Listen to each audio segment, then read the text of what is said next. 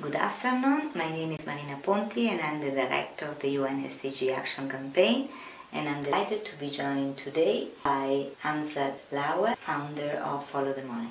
Thank you, Marina.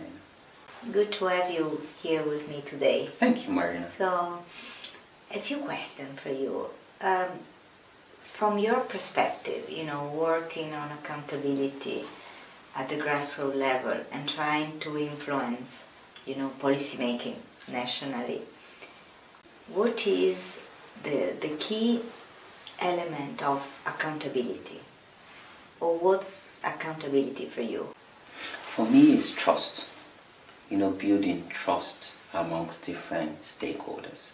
Because with trust, then you can build a sustainable partnership where it's unique, it's equitable and equal, and where everybody feels a sense of ownership to it. So for me, it's the first layer and the foundation, most importantly, is trust. It's very interesting that you mentioned the word trust.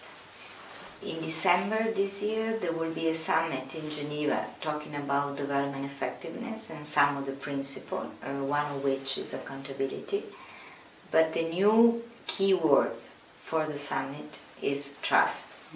How to rebuild the trust between people and institutions, but also between partner countries, from the global north and from the global south. Do you have any view on how we could try to rebuild that trust? I think first is to take stock. Let's take stock of where we are. What have we gotten right? What are the lessons? What have we gotten wrong? How can we unlearn? And how can we listen more? Because if we want aid to be effective and build a sustainable partnership and trust, we need to also listen. Let's listen to our friends, our allies, and the people we call partners. And maybe we need to now diversify into more homegrown initiative that seeks to address local problems and emerging issues, but connects to global audience. So we can continue to learn, we can continue to expand and rapidly scale. I think you mentioned a very, very important word about learning and be very transparent and be honest about what has worked, which is something we need to celebrate and do more of, but also what hasn't worked, and perhaps have a very candid conversation between partners to see where the problems were, so then we can move, to restart, to reset, and to partner in a more effective way. And you also mentioned a very important word, which is about listening. And, trust and listening are very interlinked concept, and also talking about partnership. You mentioned partnership. The trust, the transparency, and the listening is also a very key ingredient. So when we talk about trying to make partnership more effective, what would be a couple of recommendations that you would want to share based on your experience? So I remember in 2016 when I got information that 20 children had died due to exposure of lead poisoning, and going on the ground, getting first-hand knowledge and information and collecting data. I remember the partnership that brought about the solution is communicating this on-ground assessment to government. And at that time, Amina Mohammed, who is currently the Deputy United Nations Secretary General, was the Minister of Environment. So communicating this information and getting commitment. And she traveling to this community that took her over 12 hours, accessing what happened on the ground, but then most importantly, understanding the partnership. So if there was no platform to even communicate this information, then you can't partner.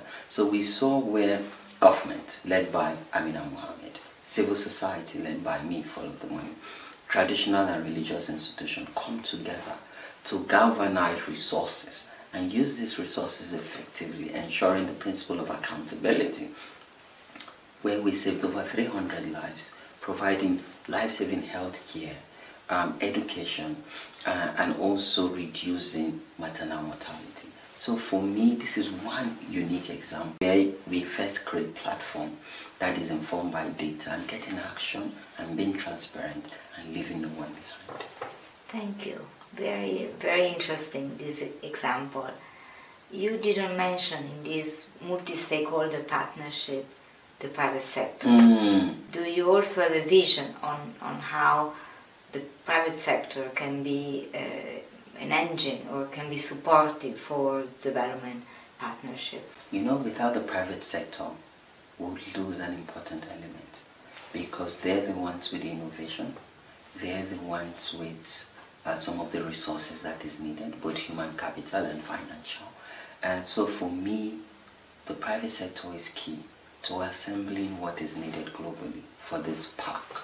And I believe that the sooner they understand their role, and we're also able to communicate this and create a multi-stakeholders arrangement that helps us flip the script. Business as usual would not allow us to achieve the sustainable development goal. And for the private sector, if they understand their role and take ownership and build trust and become more accountable, I believe will reduce inequality doing business unusual, where there will be equity, there will be justice, and where all the solution will be driven towards service delivery and saving our planet. The last reflection is about follow the money, and then what's next. So you started tracking in a very specific situation, public money, and then your initiative has grown all over Nigeria and then in other African countries. But tracking funding so far at the national level. Are you planning to, start maybe tracking international, financial, maybe loans from banks or development banks or other financial flows that have an impact at the national level? With our conversation with the World Bank, for instance, we've now informed a citizen engagement mechanism where World Bank is engaging us to become third-party monitors, where when they provide loan credits to governments, national governments, they have an independent monitor who provides oversight, but most importantly, collect data and bridge that communication gap. I believe that this is a key element, and I'm excited that international development partners, particularly financial development partners, are learning. Today there's growing interest with Follow the Money in Canada, Southeast Asia, Europe and America, where national governments, but also financial institutions like the World Bank and IMF is saying, come and teach us your model. Let's listen to your model. How can we make it better? How can we scale on this, to deliver on services, and how citizens can directly benefit and enjoy some of our services and goods. So for me, what is next is taking Follow the Money to all the African countries, but also connecting Follow the Money to the world at large. Because in Europe, in Southeast Asia, in America, and across the global north, people pay tax, and they want to see their tax being used effectively in small countries and developing countries. So it's important that, one, if we're more transparent and open, then they take ownership and they're proud to continue to pay tax and support government around the world. And if this happens, then we'll have a new global development park where there's more justice, there's less inequality, and we'll see more women in the helms of affairs across the world. Thank you, Hamzat. So if I can just summarize, accountability starts anywhere. So you have accountability at the community level, you have accountability in countries that are donor to development because they're citizens. So we are all part of a new system where accountability is key, where transparency is also important.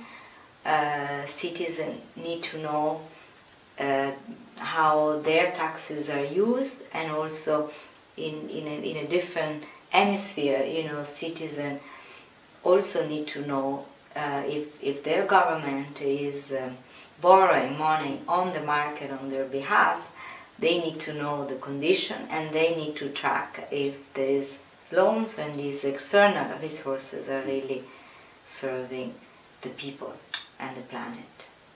So good luck, and I'm sure we'll meet again very soon. Thank you, Marina. Thank you, Hamzat.